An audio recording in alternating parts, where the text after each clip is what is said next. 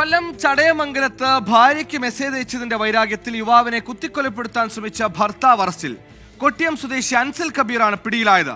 ആക്രമണത്തിൽ ഗുരുതരമായി പരിക്കേറ്റ വെളിനല്ലൂർ സ്വദേശി മുഹമ്മദ് അസ്രുദ്ദീൻ ചികിത്സയിലാണ്.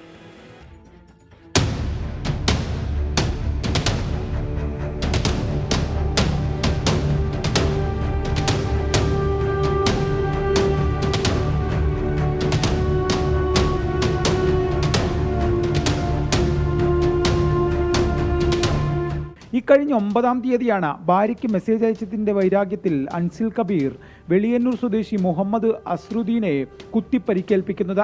ബൈക്ക് തടഞ്ഞു നിർത്തി നെഞ്ചിൽ കത്തി കുത്തിക്കയറ്റുകയായിരുന്നു. പിന്നാലെ ഓടിക്കൂടിയ നാട്ടുകാരാണ് അസ്രുദ്ദീനെ ആശുപത്രിയിൽ എത്തിച്ചത്. ആക്രമണത്തിൽ ഗുരുതരമായി പരിക്കേറ്റ അസ്രുദ്ദീൻ തിരുവനന്തപുരം മെഡിക്കൽ കോളേജിൽ ചികിത്സയിലാണ്. സുഹൃത്തുക്കളുടെ സഹായത്തോടെയാണ് പ്രതി കൃത്യം നടത്തിയത്.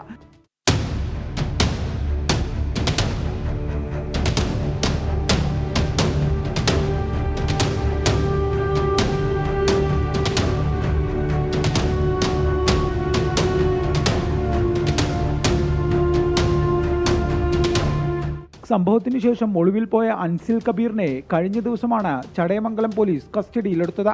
കൃത്യം നടത്താൻ സഹായിച്ച മറ്റു 2 സുഹൃത്തുക്കൾ ഇപ്പോഴും ഒളിവിലാണ്.